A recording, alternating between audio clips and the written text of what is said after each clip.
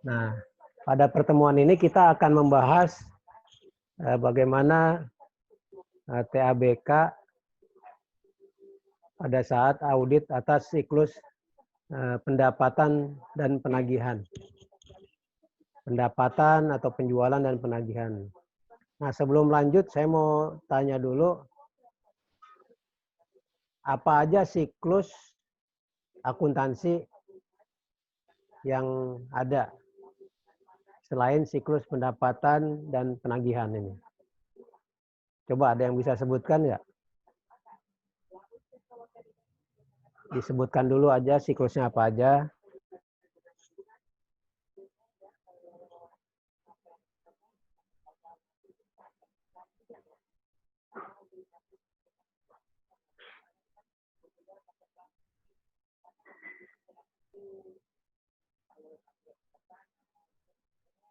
Ada yang tahu? Absen nomor 1? Mahasiswa nomor 1? Selain siklus pendapatan dan penagihan ini.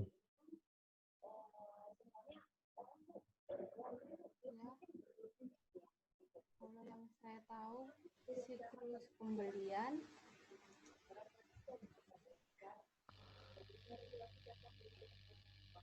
Kenapa? siklus pembelian. Pembelian. Ada lagi? Selanjutnya apa lagi? Izin menambahkan, Pak. Ya. Siklus penggajian.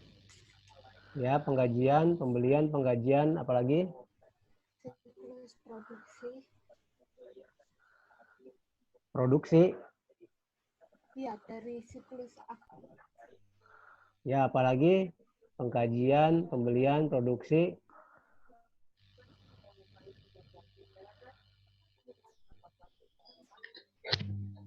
Siklus aset tetap, Pak. Aset tetap.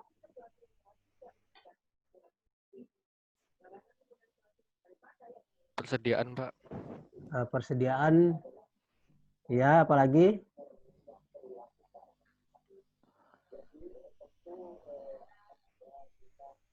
Laporan, Pak. Laporan, nggak ada. Oh, nggak ada.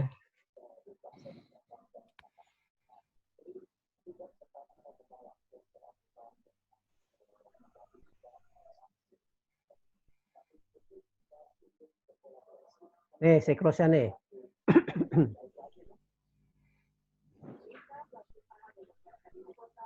Sales and collection. Kemudian acquisition and payment, pembelian. Kemudian inventory and warehousing. Bisa juga inventory dan produksi di sini. Tadi personnel and payment. Payroll and personnel. Penggajian dan personel. Nah, tadi disebut aset tetap. Dari sebenarnya yang benar capital acquisition, kapital.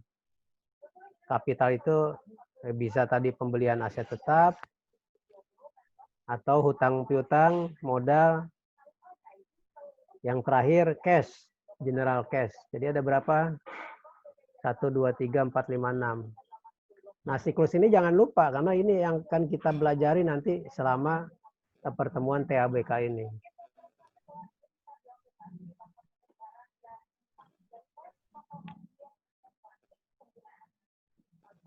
Nah, kemudian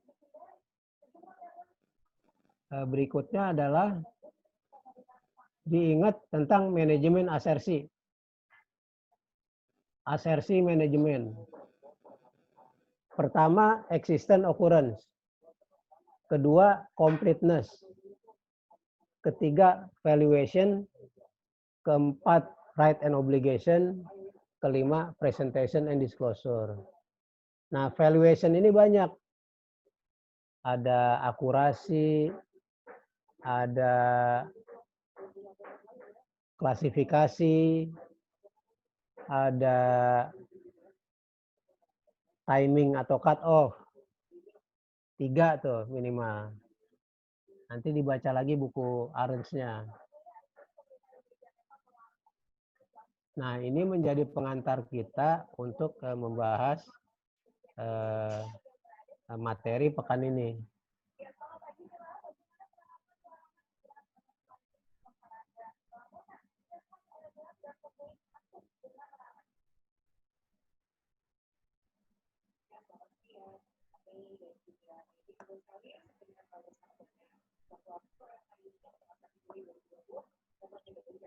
Nah, kita sekarang masuk ke siklus pendapatan dan penagihan. Bisa juga disebut penjualan dan penagihan. Sebenarnya kalau mau mudah menghafal kan logikanya gini. Perusahaan itu kan untuk mendapatkan penghasilan dia harus menjual. Menjual dalam bentuk kredit dan nanti diterima uangnya dari hasil piutangnya tersebut. Nah, untuk bisa menjual, dia harus menyiapkan membeli barang dagangan atau membeli bahan mentah, bahan baku. Nah, nanti pembelian itu masuk ke persediaan atau penggudangan proses produksi, di situ warehouse. Setelah siap barang di gudang, kemudian dia perlu pegawai. Ada siklus pegawai dan penggajian buruh misalnya. Kemudian juga dia perlu modal. Modal kapital ini kalau kita di manajemen finance kan termasuk belanja modal. Artinya aset atau kewajiban yang bersifatnya berjangka panjang. Tidak habis dikonsumsi. Misal pembelian kendaraan, gedung, mesin pabrik, atau pinjaman, kredit, termasuk juga modal. Bisa saham, bisa modal yang tidak berupa saham, gitu. Nah, itu semua masuk ke siklus modal, kapital.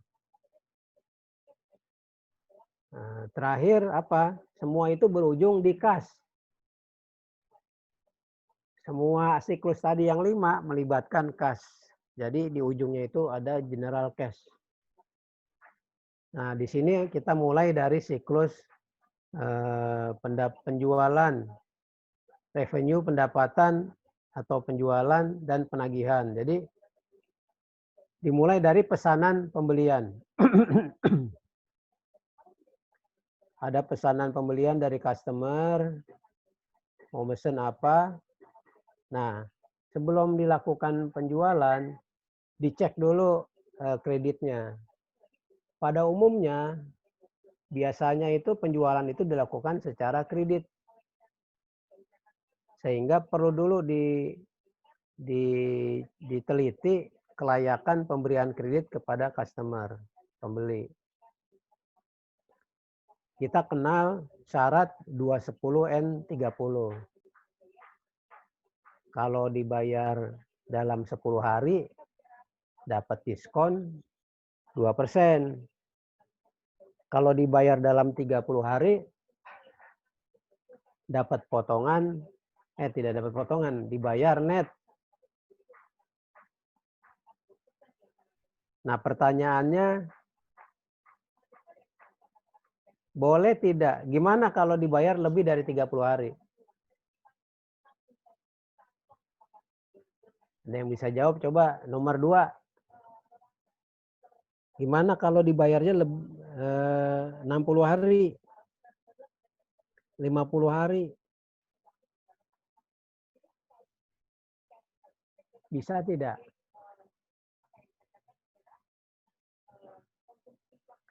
Kalau tidak ada nggak? Kalau bisa apa sanksinya gitu? Ada sanksinya nggak?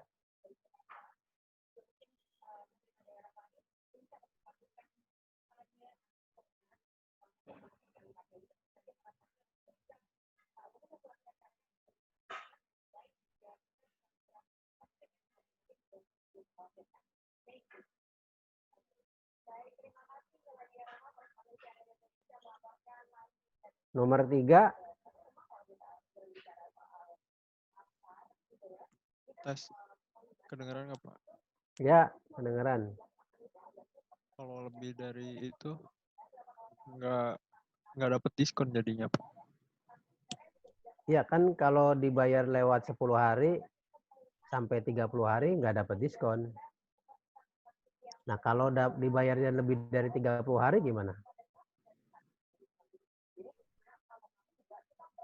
Eh,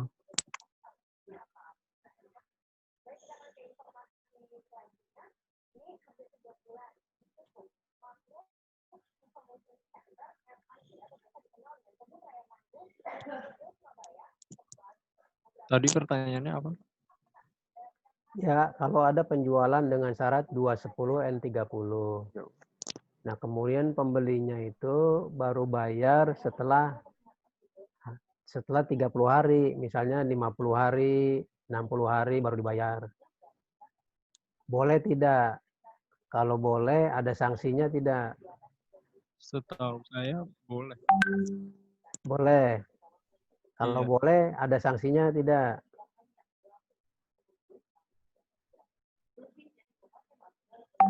Nggak ada sanksinya. Nggak ada. Setahu saya, Pak. Ya. Nomor berapa sekarang? 4 ya?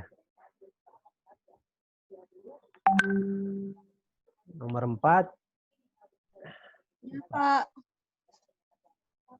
gimana? Kalau menurut saya ada, Pak. Soalnya kan jangka waktunya 30 hari maksimal. Iya. Terus sanksinya apa?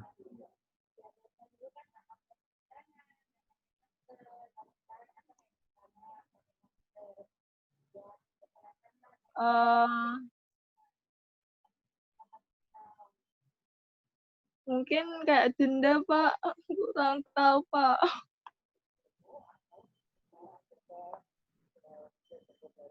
Coba Jadi itu kalau ada 210 itu dikasih diskon kan, Pak.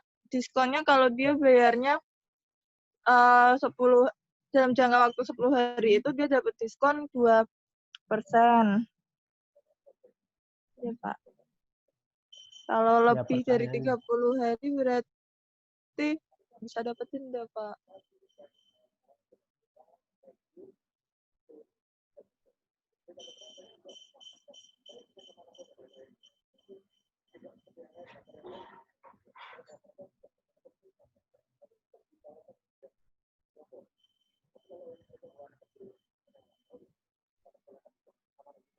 Nah, contoh, kalau ada teman pinjam uang, atau gini deh,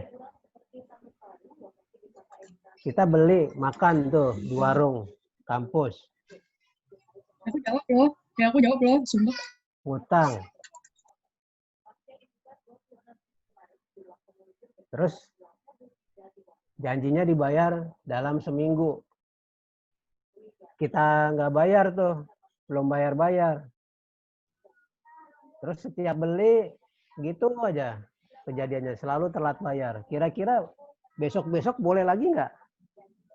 Tidak, Pak. Tidak Utang boleh, lagi? Pak. Nggak Nah, boleh. Boleh, Pak. Nah, logikanya seperti itu. Ya ampun, juga. Oh, berarti di blacklist ya, Pak? Iya. Bukan di blacklist. Kalau mau beli, bayar lunas dulu. Nggak boleh ngutang. Kalau mau ngutang nggak dikasih. Kenapa? Ya nggak bisa dipercaya. Perusahaannya tuh nggak bisa dipercaya, nggak bonafit. Karena apa? Ya setiap bayar selalu telat. Gitu. Jadi sederhana aja solusinya.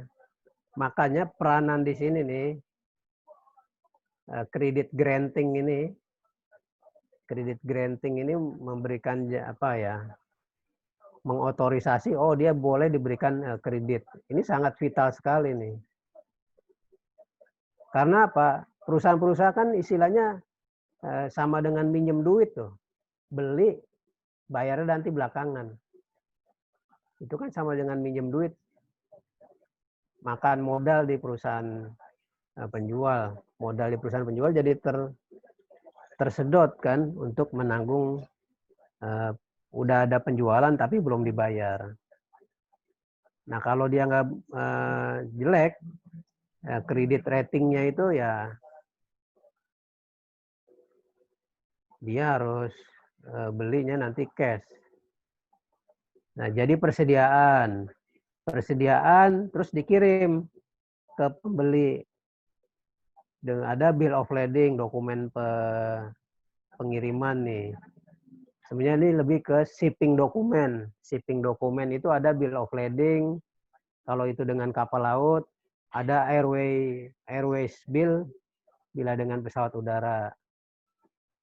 Nah, setelah dikirim, baru ada invoice. Nah, pada saat transaksi ini nih, pengiriman dan invoice, kita sangat perlu perhatikan syarat penjualan. Syarat penjualan itu ada FOB destinasi, ada FOB shipping point. Nah, syarat FOB itu menentukan nanti kapan penjualan itu bisa diakui. Gitu. Kemudian uangnya diterima, masuk ke rekening bank. Nah, dari sini apa aja jurnal-jurnal yang kita akan terlibat? Pertama, jurnal penjualan.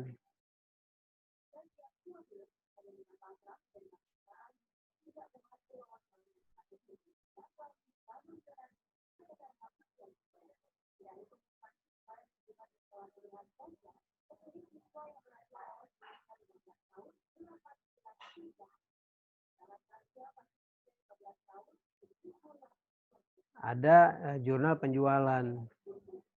Kemudian pada saat jurnal penjualan, kita juga ada jurnal inventory.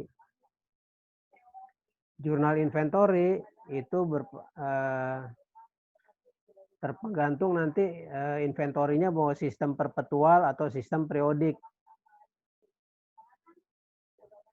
Nah, pada saat barang dikirim, bisa terjadi retur.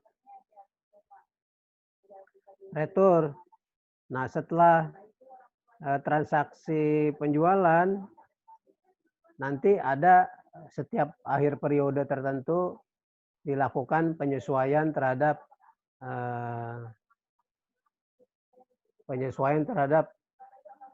piutang. Berapa piutang yang tidak tertagih. Kita alokasikan melalui allowance for bad debt account. Itu dari siklus ini. Nah, jurnal-jurnal itu udah harus paham. Kenapa harus paham jurnalnya dan harusnya ini? Karena akan mempengaruhi nanti kita akan mengoreksi kalau terjadi kesalahan jurnal, kesalahan angka. Sampai sini ada yang mau ditanya?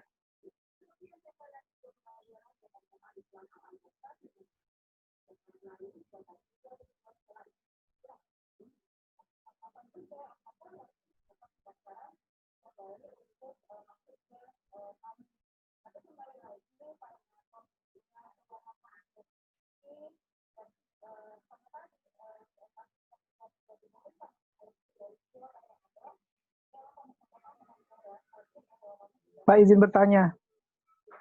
Ya, Kalau perusahaannya manufaktur, cycle-nya gimana, Pak?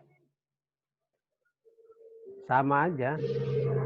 Kan di sini ada tadi ada siklus inventory dan warehousing. Di sana dia ada proses produksi. Oh. Bukan dimasuk di siklus ini.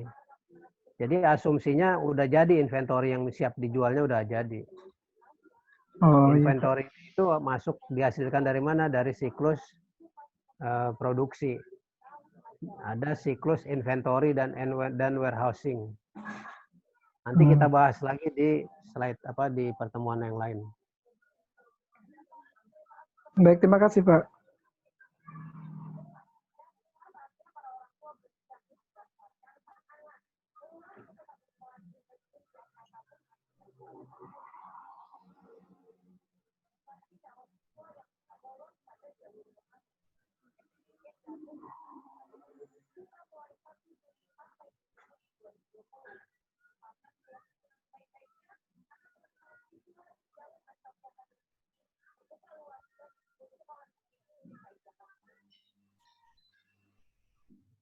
Izin bertanya, Pak.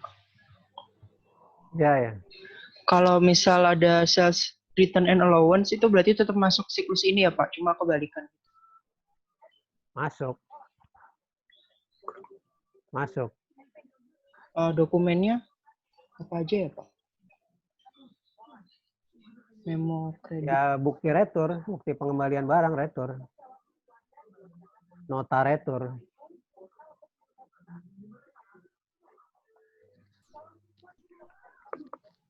Kasih, Pak. Nah, jurnal-jurnalnya itu harus apa? Nah, jurnal-jurnal ini harus diingat. Jurnal penjualan, jurnal pencatatan inventory. Kalau dia perpetual gimana? Kalau dia sistemnya periodik bagaimana? Kemudian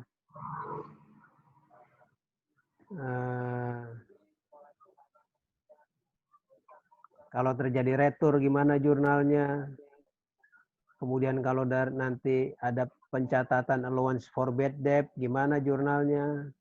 Gimana ngitungnya allowance for bad debt? Itu harusnya udah dikuasai di mata kuliah akuntansi. Jadi ini kita tergambar arusnya. Jadi waktu kita mengaudit siklus pendapatan dan penagihan, kita uji, kita periksa semua akun yang terkait dengan siklus tersebut.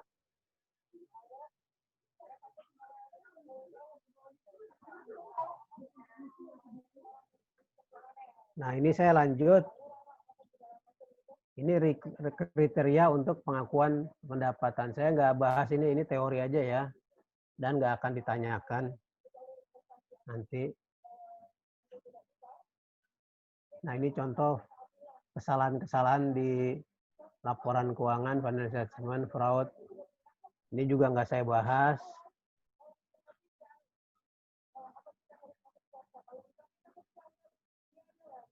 Nah, yang terakhir ini asersi. Tadi saya sudah kemukakan, asersi manajemen itu apa aja? Ada 5. Existence occurrence, completeness, valuation, right and obligation, terakhir presentation dan disclosure. Nah, kalau kita lihat paparan tayangan slide ini, akurasi, cut off, dan klasifikasi itu sebenarnya bagian dari valuation. Kalau akurasi itu perhitungan angkanya benar. Tambah, bagi, tambah, kurang, bagi, kali, itu benar akurasi. Kalau cut off itu waktunya, periodenya, timingnya. Klasifikasinya. Kalau otorisasi sebenarnya nggak masuk di dalam asersi. Semua itu harus diotorisasi logikanya.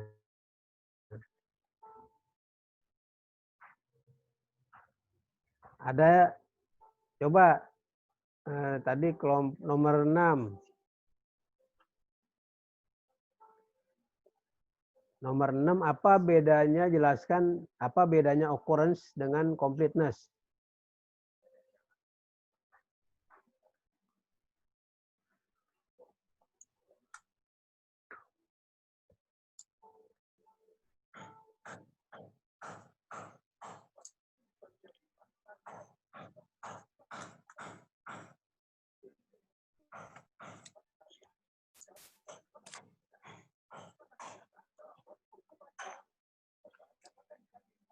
Occurrence dan completeness. Kalau bedanya apa? Kalau yang occurrence Pak,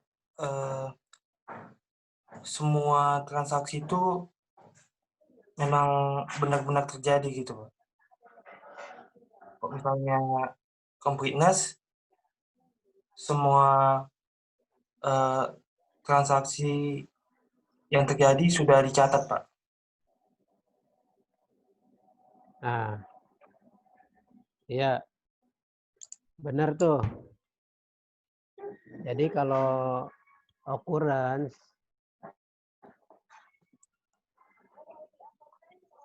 yang paling gampang gini. Kita periksa laporan keuangan. Laporan keuangan.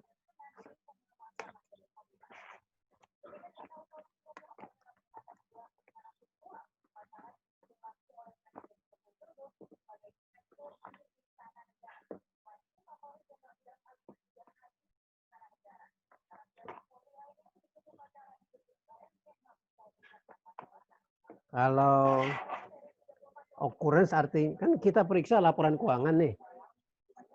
Berarti kalau occurrence itu yang dicatat di laporan keuangan itu benar-benar ada atau terjadi. Tapi kalau completeness, semua yang terjadi, semua yang ada, itu sudah dicatat di laporan keuangan. Itu sederhananya tuh, bedanya itu. Nah, ini dua asersi besar yang utama yang perlu kita pahami. Kenapa? Karena itu mempengaruhi atau dipengaruhi oleh cara pengujian. Ini saya kasih contoh dari buku Arens nih.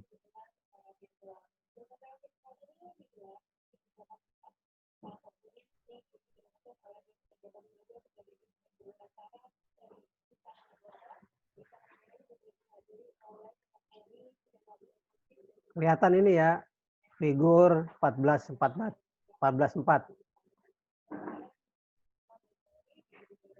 Iya Pak, kelihatan.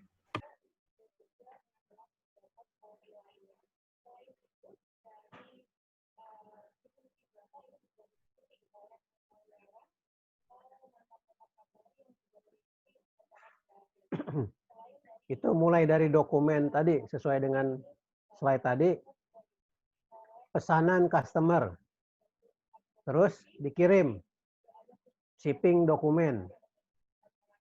Setelah barang dikirim, ada sales invoice. Invoice kemudian di jurnal. Jurnal masuk ke general ledger. Kemudian ada master file account receivable.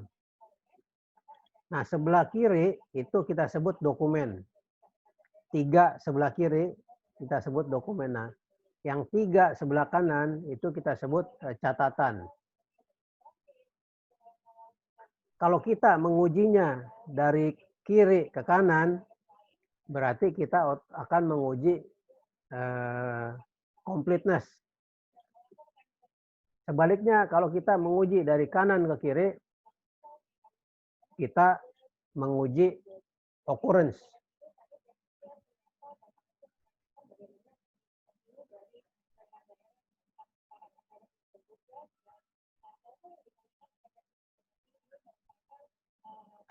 Nah, penjelasan saya tersebut ada di slide ini.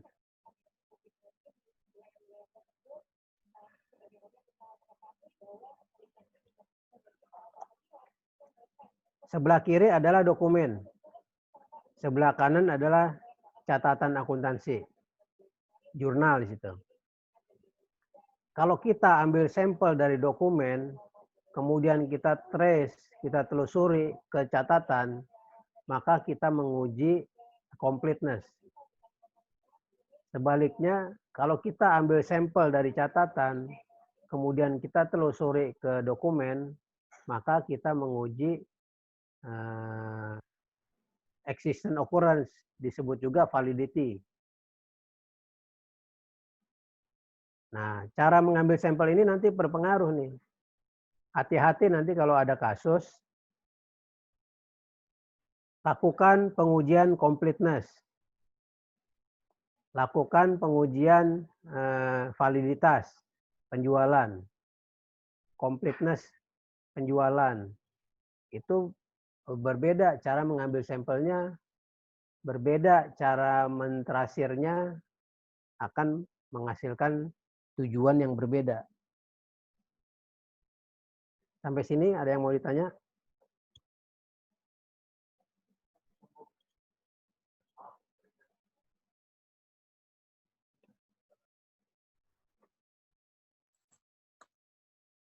Izin bertanya, Pak.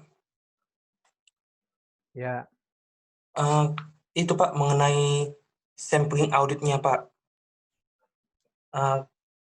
Kebetulan Pak, saya pernah research di KAP Pak. Jadi di KAP-nya ini kan melakukan audit general, sampelnya itu Pak disamakan semua Pak, 10% Pak. Itu boleh atau tidak Pak? kalau tentang itu, nanyanya ke dosen audit, Oh iya maaf Pak. ke dosen audit keuangan sektor komersial. Oke Pak. Kalau saya menjelaskan dari segi TABK-nya. Iya Pak, oke. Tapi saya bisa kasih penjelasan di mata kuliah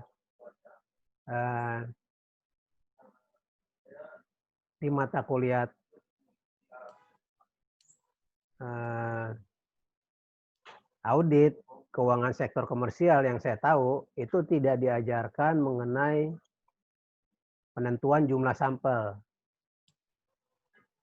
Oke Pak. Tidak diajarkan secara detail mengenai penilaian resiko untuk menghitung jumlah sampel. Gitu. Memang tidak diajarkan. Tapi kalau menurut teori, jumlah sampel itu dipengaruhi oleh apa? Jumlah populasi. Iya. Dan besaran resiko dari akun yang akan diuji. Logikanya, kalau populasinya beda, resikonya beda, harusnya jumlah sampelnya beda. Itu. Iya Pak. Sederhananya itu aja. Oke Pak. Iya makanya saya juga bingung kan Pak.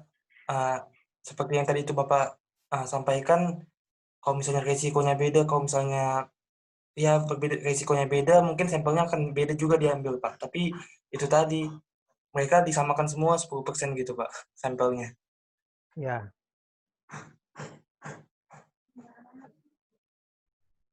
Oke Pak, makasih Pak. Keuntungannya sekarang itu kan audit pakai statistik. Iya Pak. Artinya pakai statistik bisa diuji ulang. Bisa diuji ulang sehingga apa? Orang bisa saling lihat, saling uji. Benar nggak? Bukan subjektif. Iya. Bukan subjektif. Kalau mau subjektif pun harus ada landasannya, nggak bisa pakai subjektif benar. Perasaan. Satu. Iya. Untuk mengurangi subjektivitas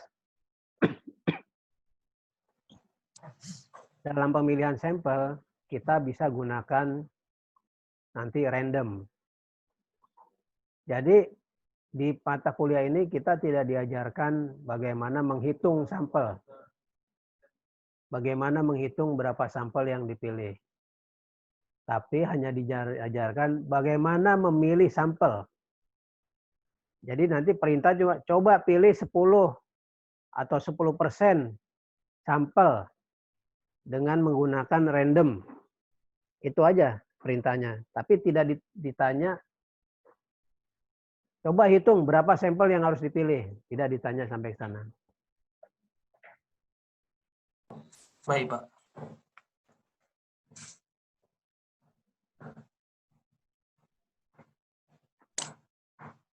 Ada lagi yang mau nanya? Makasih ya Pak. Ya, jadi di sini harus diperhatikan betul apa tujuan audit, dipahami tujuan audit untuk completeness dan validity. Kemudian dipahami betul arah pengujian dan titik awal pengambilan sampel. Titik awal pengambilan sampel dan arah pengujian itu mempengaruhi tujuan pengujian. Jadi nanti kalau ada pertanyaan, lakukan pengujian kelengkapan penjualan, beda cara menjawabnya dengan lakukan pengujian atas validitas penjualan.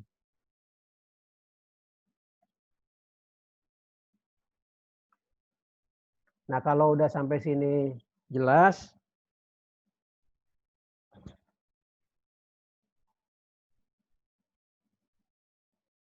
coba dibuka file Excel yang latihannya.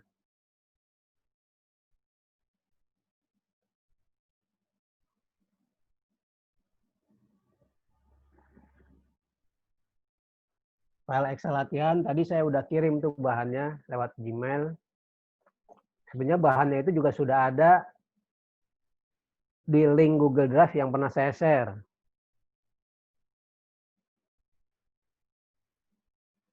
Link Google Drive. Nah, ini saya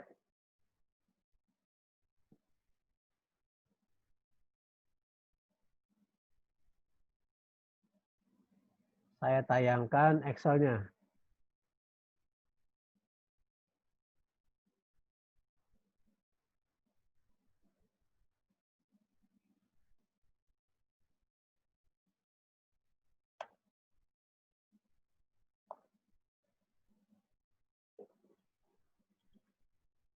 Kita lakukan sampel, di sebelah kiri ini ada katakanlah populasi.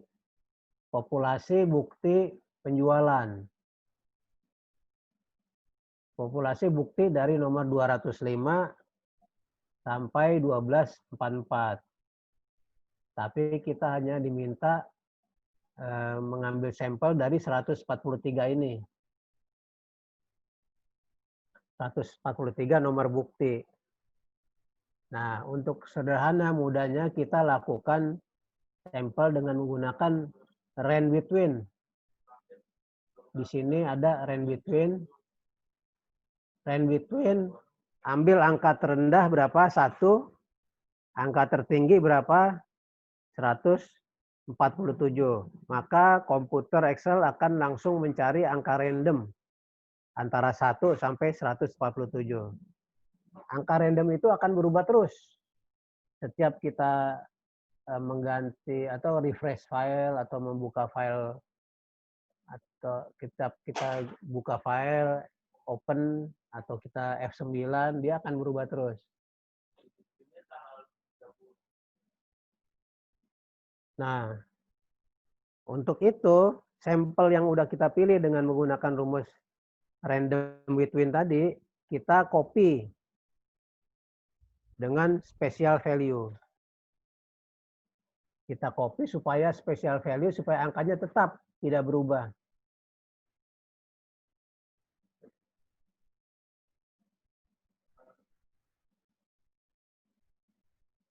Nanti kalau di dalam ujian-ujian, yang hasil range between ini jangan ditimpa. Jangan special value-nya ditimpa ke sini. Nanti susah dilacak. Ini dapat angkanya dari mana. Jadi taruh di sebelahnya. Nah, kemudian kita lengkapi datanya, data sampelnya. Sampel nomor bukti, tanggal, customer, penjualan, COGS,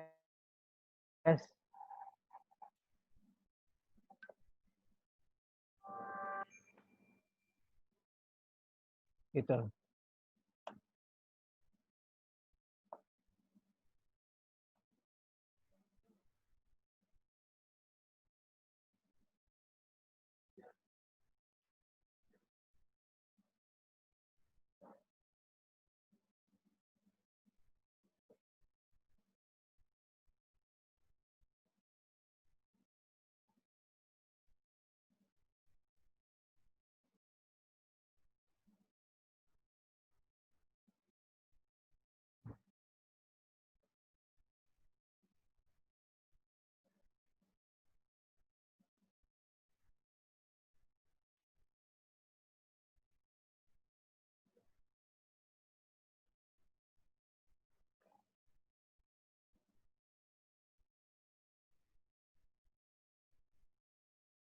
Nah, coba dikerjakan, pilih 10 sampel, kemudian dilengkapi nomor bukti, tanggal, customer, penjualan, dan COGS dari 10 sampel tersebut.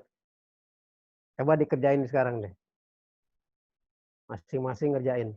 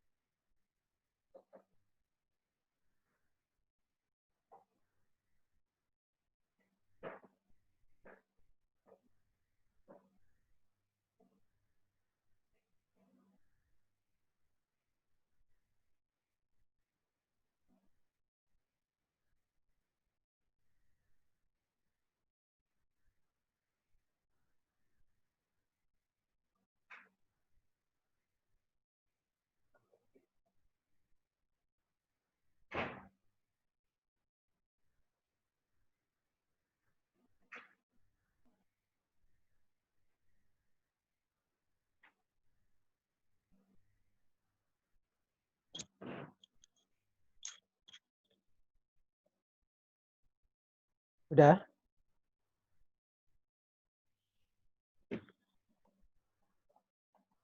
Halo, udah? Sudah, Pak. Masih. Sudah. Nah, nggak ada kesulitan kan? Jadi untuk mengisi nomor bukti, tanggal, customer, nilai penjualan, COGS itu menggunakan aja vertical lookup aja sederhana. Menggunakan vertical lookup.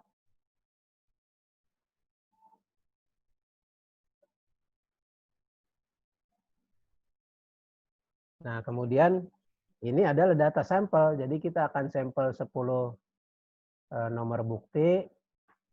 Ini adalah data nomor bukti. Nah, ini hasil pengujian. Hasil pengujian 1, nanti pengujian 1, pengujian 2, pengujian 3 itu tergantung perintahnya. Apa instruksinya? Contoh, pengujian 1 adalah cek kesesuaian nilai di jurnal atau di buku penjualan misalnya. Jadi cek nilai penjualan di sini, nilai penjualan di sini dengan nilai penjualan di buku penjualan atau di jurnal. Sama atau tidak? Kalau sama, tulis sama gitu. Kalau beda, nanti ditulis berapa yang bedanya. Kemudian nomor 2 perintahnya, cek kebenaran cut off. Kebenaran cut off itu berarti kita melihat, memperhatikan syarat penjualannya, FOB-nya. Jadi langkah-langkah pengujian di sini dituangkan, hasil pengujian di sini dituangkan sesuai dengan perintah pengujiannya. Gitu. Sampai sini ada yang mau ditanya?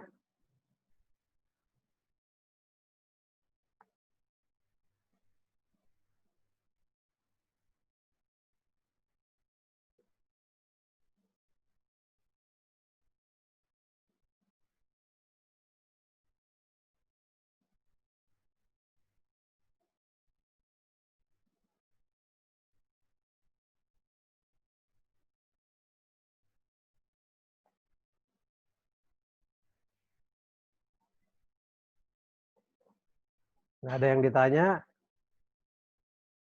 Saya lanjutkan. Saya mau tanya.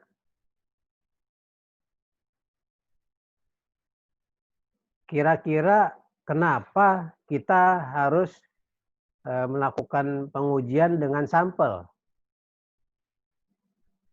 Kenapa kita tidak uji semuanya saja populasinya? Contoh, populasi di sini ada 143 bukti, tapi kita hanya sampel 10. Pertanyaannya kenapa harus disampel? Coba, siapa yang bisa jawab?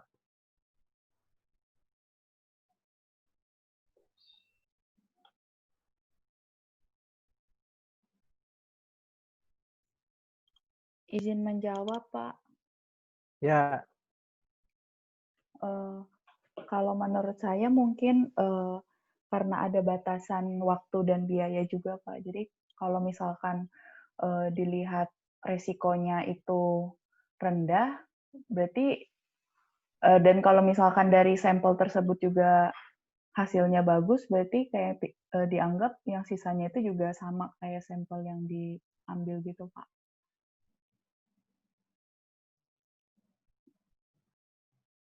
apakah tidak bisa dilakukan pengujian dari populasi semuanya? Sebenarnya mungkin bisa, cuma ya tadi itu karena ada waktu dan biaya, masalah kendala waktu dan biaya kalau Kan kita misalkan. udah pakai komputer ngujinya. Apakah ada kendala dengan komputer? Kalau pakai komputer kan mau seberapa pun banyaknya nggak ada masalah.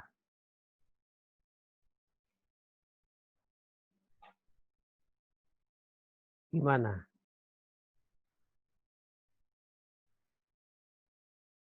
Excel itu bisa sampai 1 juta baris.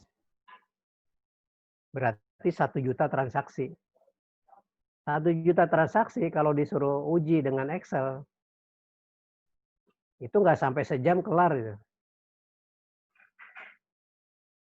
Disuruh uji membandingkan, atau menghitung perkaliannya, atau menghitung angka-angkanya, bandingkan. Nggak sampai sejam kelar. Ayo, ada yang bisa bantu jawab? Tapi kenapa kita tetap perlu sampel?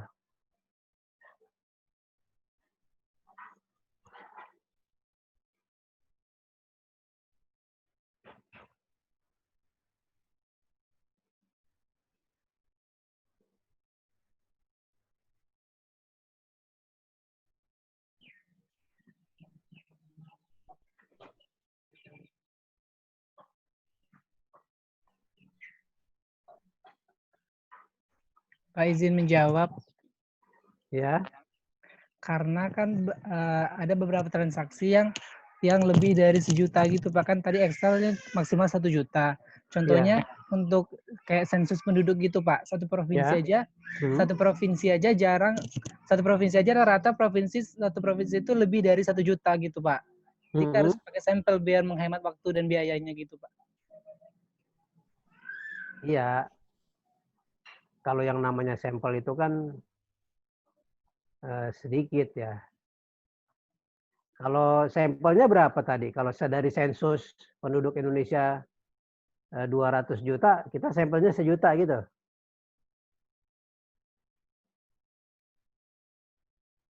Biasanya kurang dari segitu sih Pak sampelnya. Ya, saya belum dapat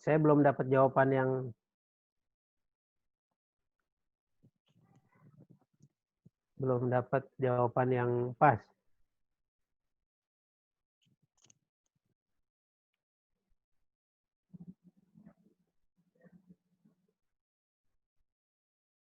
Ada lagi yang lain yang bisa jawab?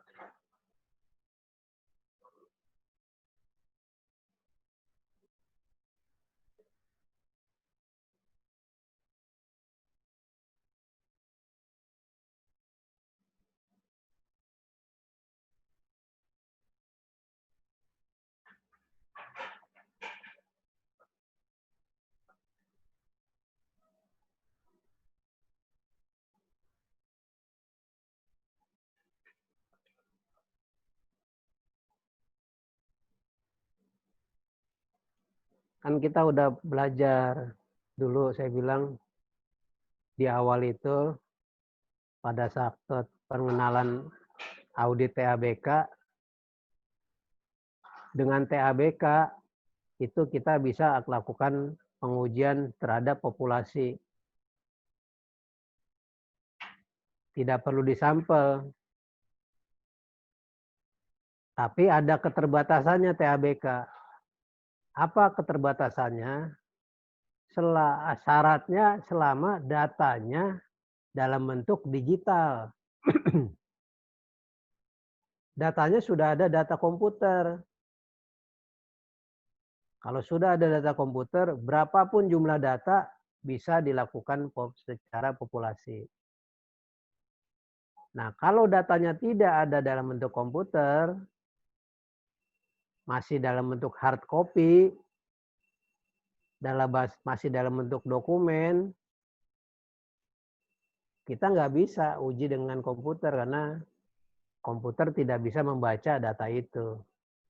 Mau nggak mau perlu intervensi manusia di sana. Kita harus pakai indera kita, mata melihat, terus ya melihat, otak memikirkan, kan gitu. Otak nanti membandingkan, memutuskan diterima atau tidak, cocok, sesuai atau tidak, atau beda. Gitu. Jadi tetap TABK itu ada keterbatasannya. Kecuali semuanya sudah komputer. Nah, kalau semuanya sudah komputer, relatif tidak perlu populasi. Itu aja sih penjelasannya. Contoh sederhana, pemeriksaan fisik.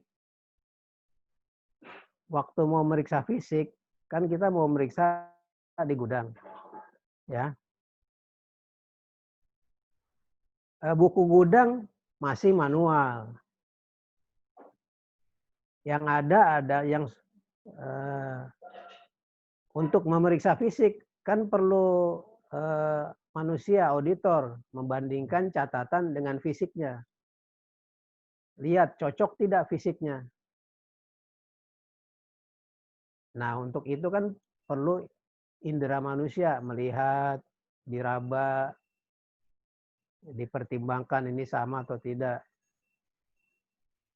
Kalau komputer belum ada yang bisa melakukan itu, maka harus disampel karena manusia nggak sanggup periksa kebanyak-banyak.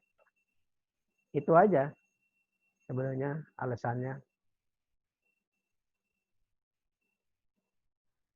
Contoh sederhana, penjualan perusahaan menerima pesanan penjualan dalam bentuk surat atau email. Pesanan penjualan itu diterima.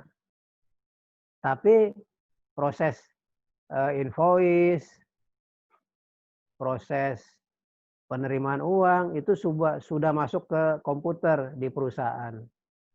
Nah, kalau kita mau membandingkan antara invoice dengan pesanan pembelian, itu tidak bisa dilakukan dengan populasi. Kenapa? Karena pesanan pembeliannya tidak ada data digitalnya. Itu ya, paham ya? Jadi asumsi di sini pengujian 1, pengujian 2 itu dilakukan secara manual. Tidak dengan komputer. Kalau pakai komputer buat apa kita sampel-sampel gitu. Jadi mata ini yang ngelihat nih, dibandingin sama atau enggak. Ini yang pengujian 2, cek kebenarannya benar atau tidak gitu. Gitu. Sampai sini jelas? Jelas, Pak. Jelas. Jadi dari sini kita udah dapat pengetahuan untuk memilih sampel kita bisa gunakan range between. Sebenarnya ada fungsi lagi, range juga ada di Excel range. Ada range between, ada range saja. RAND, range. Cuma kelebihannya apa kalau range between? Dia bisa angkanya bulat. Antara satu angka sampai angka yang paling tinggi. Angka yang paling mulai dari angka yang paling rendah sampai angka yang paling tinggi. Itu bisa dibuatkan randomnya. Sehingga tanpa perlu membaca tabel random, sudah keluar data sampelnya. Beda dengan data fungsi range, angka random. Nah, dia menghasilkan angka yang koma pecahan, koma. Nah, itu perlu dikonversi dulu lagi ke angka satuan untuk menghasilkan tabel angka random. Dan kalau angka random itu tabel angkanya itu tidak bisa diatur, tidak bisa di-set antara terendah berapa, tertinggi berapa. Dia langsung keluarin aja semua data yang bernilai positif. Tanpa bisa diatur batas bawah dan batas atasnya. Sampai sini ada yang mau ditanya?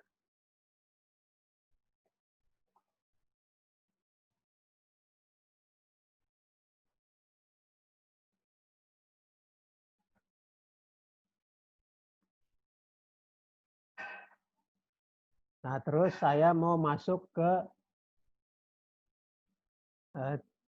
sheet data 1. Bisa kelihatan nggak ini sheet data 1? Bisa, Di Pak. layar. Nah, sheet data 1 sama sebenarnya isinya dengan sheet yang pertama tadi simple random sampling. Coba saya minta cari nomor bukti itu di kolom A yang hilang atau tidak ada. Yang kedua, cari nomor bukti yang duplikasi. Jadi nomor bukti itu dimulai dari yang paling kecil 205, yang paling tinggi 1244. Coba dicari sekarang deh masing-masing.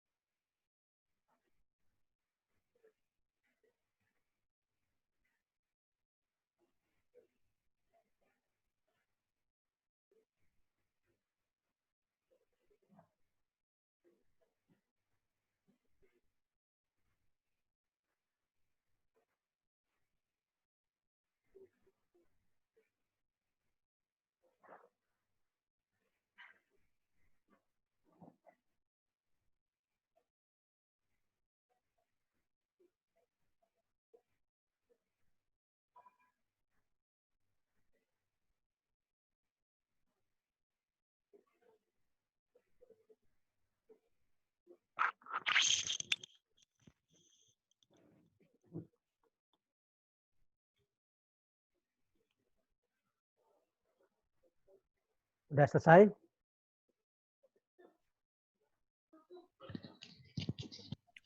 Sudah? Sudah.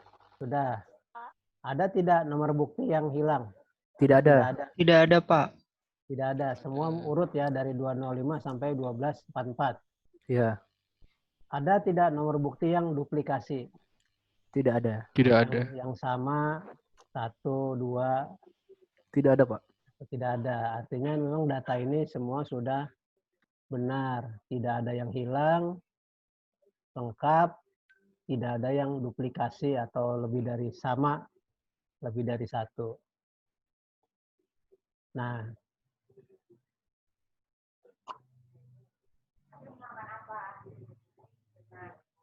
kita seharusnya sudah bisa mencari data nomor bukti yang hilang atau nomor bukti yang duplikasi tadi dengan pengetahuan yang sudah kita pelajari sebelum UTS.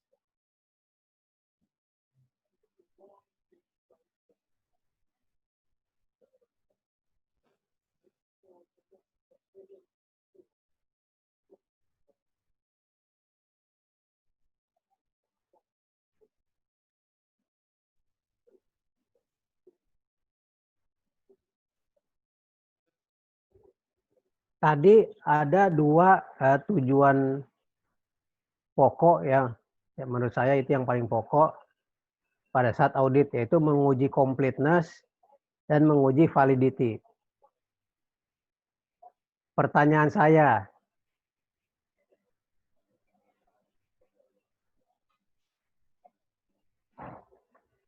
kalau di dalam pengujian nomor 1 itu mencari nomor bukti yang hilang dan ketemu nomor bukti yang hilang, itu untuk menjawab tujuan audit yang mana? Completeness atau validity? Completeness, Pak. Nomor bukti yang hilang completeness. Kalau nomor bukti yang duplikasi, kalau ada ketemu, kira-kira itu untuk menjawab tujuan audit yang mana? Validity atau completeness?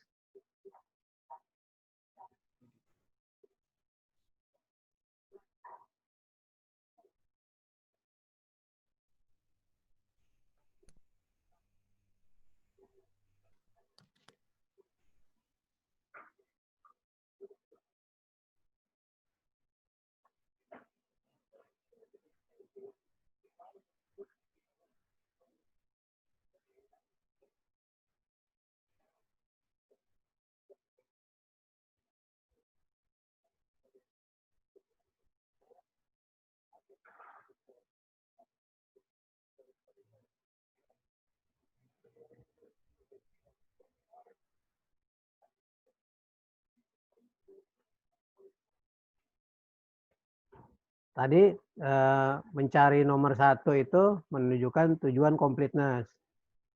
Berarti yang mencari nomor 2 untuk tujuan validity, occurrence atau existence. Semua sepakat? Ada yang punya pendapat lain?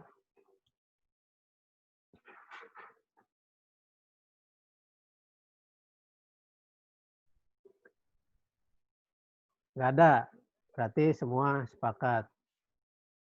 Nah, jadi memang betul kalau kita lakukan pengujian, ketemu ada nomor bukti yang hilang, berarti itu menunjukkan indikasi ada yang disembunyikan. Ada bukti yang disembunyikan. Kalau ada bukti yang disembunyikan, itu artinya completeness.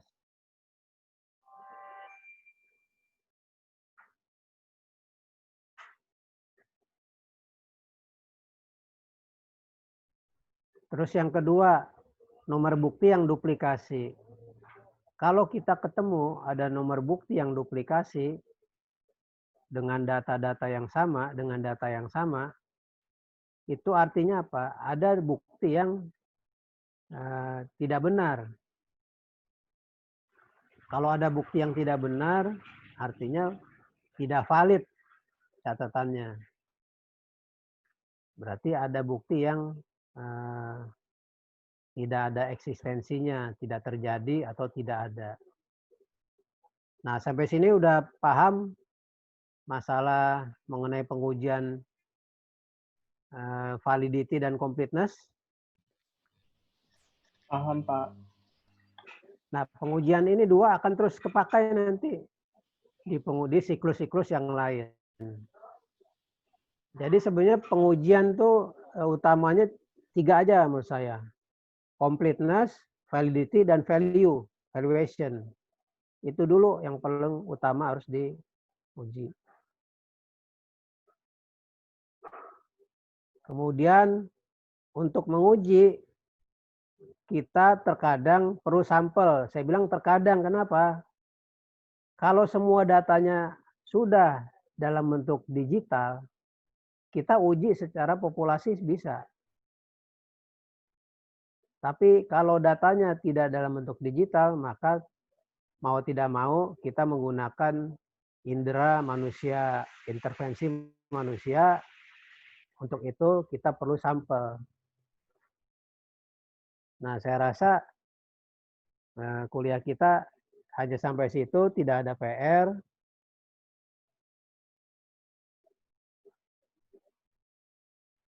Tidak ada tidak ada tugas, tidak ada PR.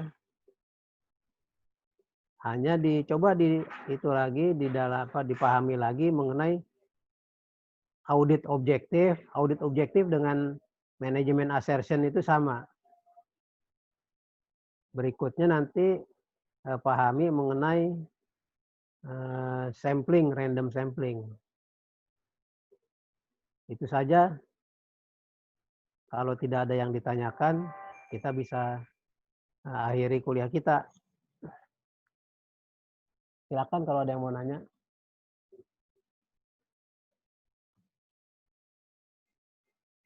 Pak, izin bertanya, Pak. Ya. Ini bukan terkait materi hari ini, Pak. Lebih ke arah soal UTS kemarin. Nah, Ya. Saya pengen nanya sama sebagai tolak ukur kemampuan juga sih, Pak. Itu Ya. apakah memang soalnya itu memang sengaja buat biar mahasiswa nggak artian itu. Ya. Karena sebagai itu juga, Pak, kita jaga-jaga untuk UAS nanti seperti itu, Pak. Ya.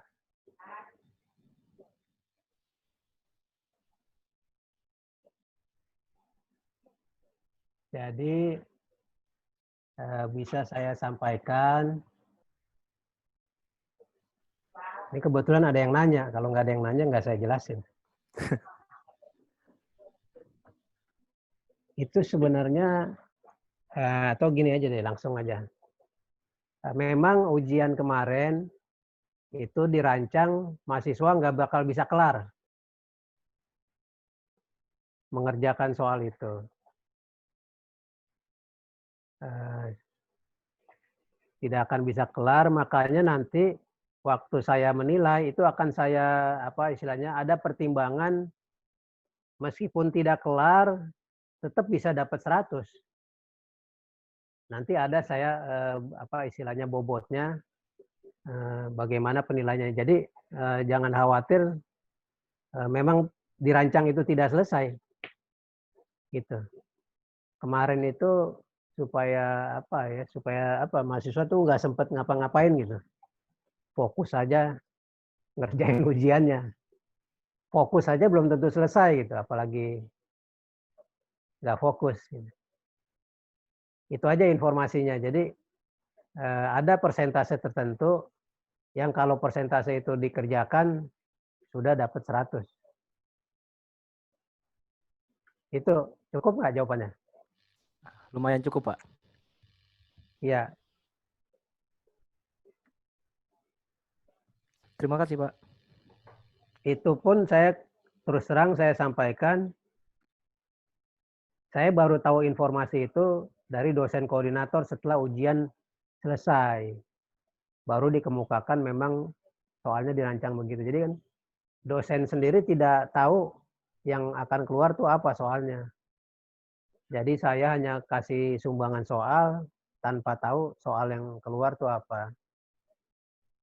Saya pun juga tadinya hanya berpikir, kan saya cuma nerangin bahwa waktunya sempit. Saya hanya terangin gitu kan. Pas-pasan saya waktunya. Ternyata ini bukan pas-pasan, tapi emang nggak cukup. Ya udah, nanti saya mau lihat lagi gimana jawabannya. Saya belum cek lembar jawabannya. Itu aja. Baik, Pak. Terima kasih, Pak. Ya. Kalau memang nggak ada ditanya, jadi nanti kita tidak akan membahas lagi soal Excel segala macam. Saya anggap Excelnya udah selesai. Kita sekarang masuk ke teknik auditnya. Makanya sangat erat sekali kaitan pelajaran mata kuliah audit yang sedang dipelajari sekarang dengan mata kuliah ini. Khususnya pertemuan ini sampai nanti sampai dengan menjelang UAS. Itu aja dari saya. Bisa kita akhiri pertemuan kita kali ini ya. Nanti sampai ketemu hari Rabu depan. Nanti kalau ada informasi berikutnya saya sampaikan. Saya tutup kuliah kita. Assalamualaikum warahmatullahi wabarakatuh. Waalaikumsalam. Waalaikumsalam warahmatullahi wabarakatuh. Terima kasih, Pak. Terima kasih, Pak. Terima kasih, Pak. Ya.